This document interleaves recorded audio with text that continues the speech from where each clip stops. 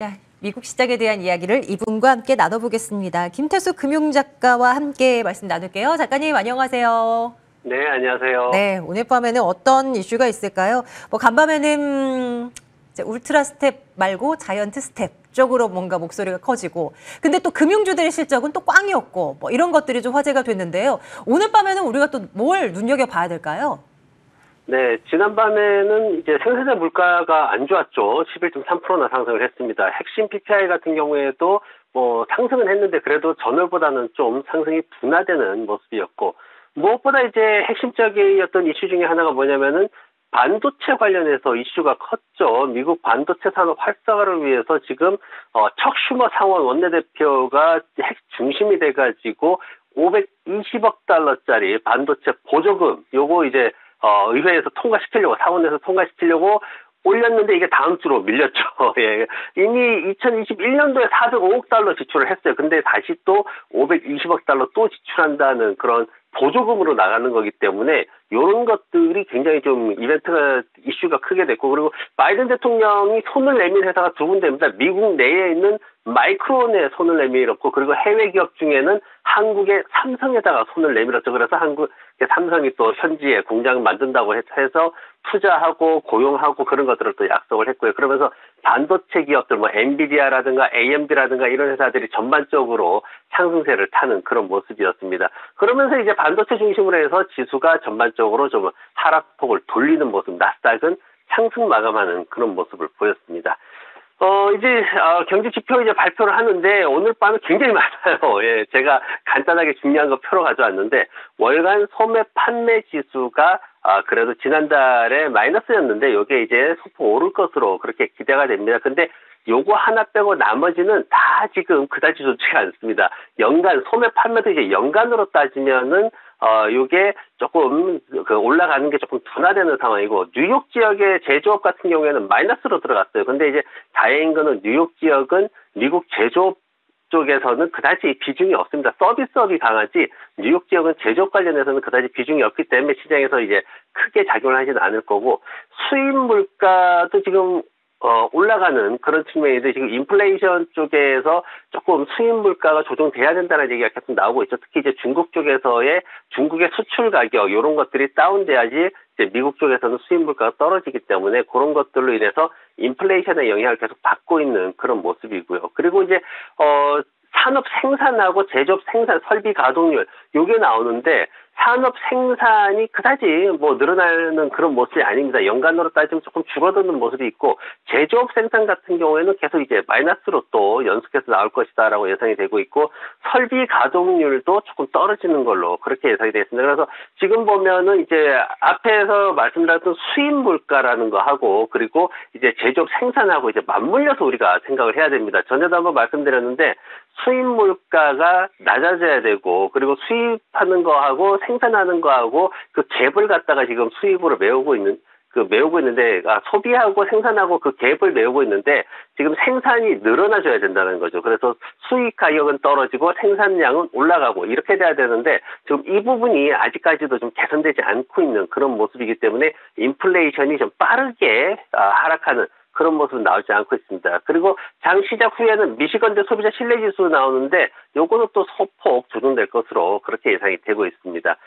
기업들 실적들도 이제 뒤따라 나옵니다. 유나이티드 헬스가 순이익 EPS가 한 11% 정도 상승할 것이다. 그렇게 지금 예상이 되고 있어요. 근데 웰스파고라든가 블랙락이라든가 시티그룹이 이제 금융주들도 실적 발표를 하는데 모두 하락하는 쪽으로 지금 그렇게 되어 있습니다. 그래서 웰스파고 같은 경우에는 거의 반토막 가까이 40% 가까이 이렇게 조정이 되고, 그리고 시티그룹도 좀 많이 또 떨어지는 모습 보이고 있습니다. 그래서 이런 금융주들에 대한 부분 어느 정도 이제 시장에서는 인지를 하고 있죠. 그러다 보니까 아침에 떨어져도 이제 장 시작하고 나가지고 오후장 되고 이러면 쭉 다시 좀 되돌리는 모습들 나오고 있는데, 그래도 금융주들의 실적 하락은 부담이 되는 건 좀 사실입니다.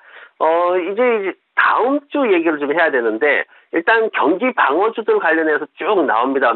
여러 가지 기술주들에서 다 나오는데 중요한 기업들만 제가 좀 꼽아봤습니다.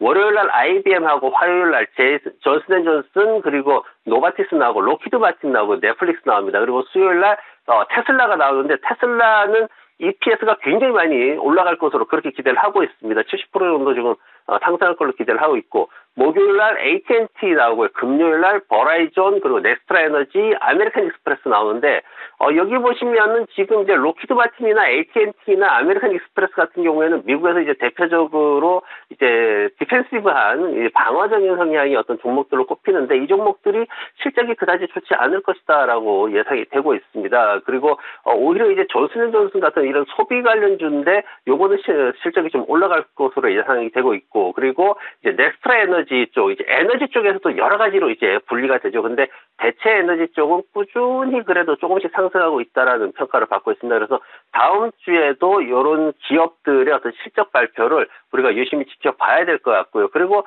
특징적으로 나오는 게 이제 다음 주에 미국 기존 주택 판매 지수가 나옵니다. 판매가 얼마나 됐냐 이게 나오는데, 지금 보면은 한 530만 건으로 한 11만 건 정도 감소할 것이다 나오고 있습니다. 주택 경기 하락은 결국은 이제 경기 침체의 근거로 이렇게 또 작용이 할 수 있기 때문에, 이렇게 팬데믹 이전 수준까지 떨어지는 거는 사실 그다지 좋은 모습은 아닙니다. 그래서 이런 것들이 주택 시장의 호황기가 끝나느냐, 이제 이런 것들 요즘 얘기도 많이 나오는데, 그런 모습들도 좀 잘 지켜봐야 될 것 같고요. 그리고 이제 신규 실업수당 신청자 수, 어제도 이제 왜 이게 25만 건을 안 넘어가느냐, 저 이제 그렇게 말씀드렸는데, 결국은 쭉 올랐어요. 24만 4천 건 까지 올랐는데, 요게 이제 다음 주에 또 1000건 정도 더 올라간다 그래요. 그래서 요게 정말 1000건만 올라갈지, 기대치에 맞출 수 있을지, 아니면은 그걸 넘어서서 정말 25만 건까지 올라갈지, 그런 부분들이 이제 좀 중요해지고, 그리고 이제 또 하나는 최근에 이제 코로나 관련해가지고 확진자 수가 줄지 않고 더 늘고 있다는 얘기 많이 하고 있습니다. 그래서 이 해고가 늘어나고, 그리고 이제 실업수당 신청자 수가 많아지는데 확진자 수도 증가하게 되면은, 과거에는 정부의 현금 지원 기대감이 있었기 때문에 별 무리가 없었지만은, 지금은 현금 지원에 대한 기대감이 전혀 없는 상황이기 때문에 이런 부분들이 시장에 좀 더 악재로 작용을 할 수 있기 때문에, 코로나 확진자 수 증가하는 거 하고 실업 상황하고 같이 지켜보면 좋을 것 같습니다. 연준이 정말 자신 있게 생각하는 파트가 미국의 고용 부문일 텐데요. 여기에 이제 스크래치가 나는 것인지, 여기 플러스에서 코로나 재확산 이슈는 어떻게 우리가 이해를 해야 되는지 계속 데이터들 지켜보겠습니다. 이제 유망한 기업 공부 들어가겠습니다. 오늘 서학개미 분들을 위해서 어떤 기업 준비하셨습니까?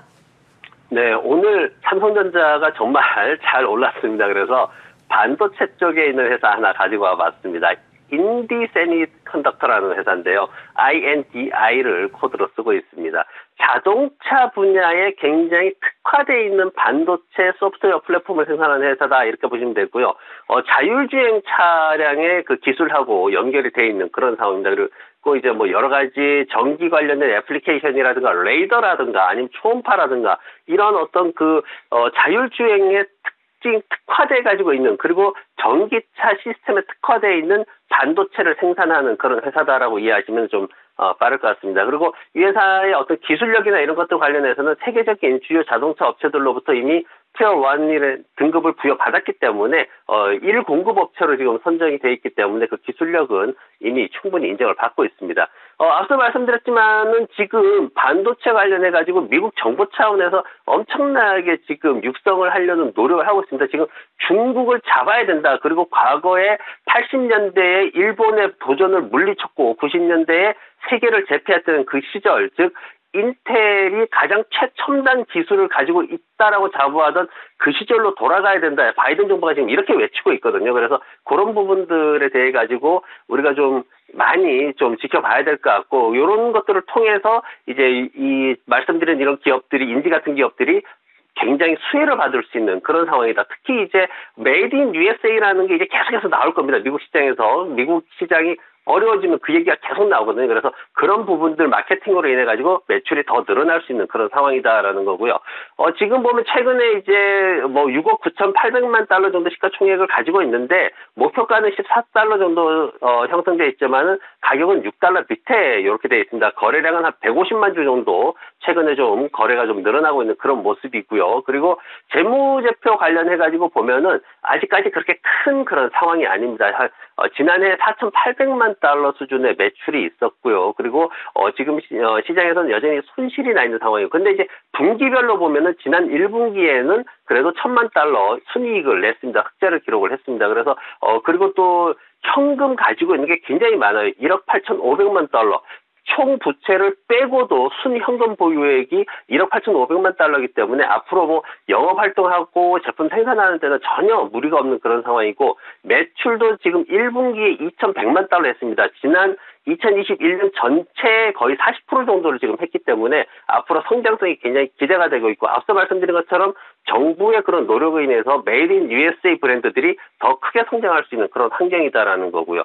차트 보시면은 지금 최근에 이제 많이 하락을 했죠. 이게 영업 손실이 좀 커졌어요. 영업의 손실도 좀 커지고, 왜냐하면 투자가 좀 많이 있었거든요. 그래서 그런 부분들로 인해서 가격이 많이 다운된 거고, 목표가는 1차적으로 9달러 80센트 정도까지 보시고, 손절매가는 아래쪽에 지난 하단 부분인 5달러 30센트 정도 보시면은 편안하게 투자를 하실 수 있을 것 같습니다. 오늘의 유망주는 인디 세미컨덕터였습니다. 목표가 9달러 80센트 기억해 봅니다. 김태수 금융작가와 오늘도 함께했네요. 한 주간 수고 많으셨습니다, 작가님. 네, 고맙습니다. 네, 우리 시청자분들도 한 주간 정말 수고 많으셨습니다. 정말 다양한 일들이 매일매일 같이 쏟아져 나왔던 한 주간입니다. 다음 주에는 조금 우리 여유 있게 시장을 바라볼 수 있을까요? 마감 스트레이트와 다음 주도 함께해 주십시오. 고맙습니다.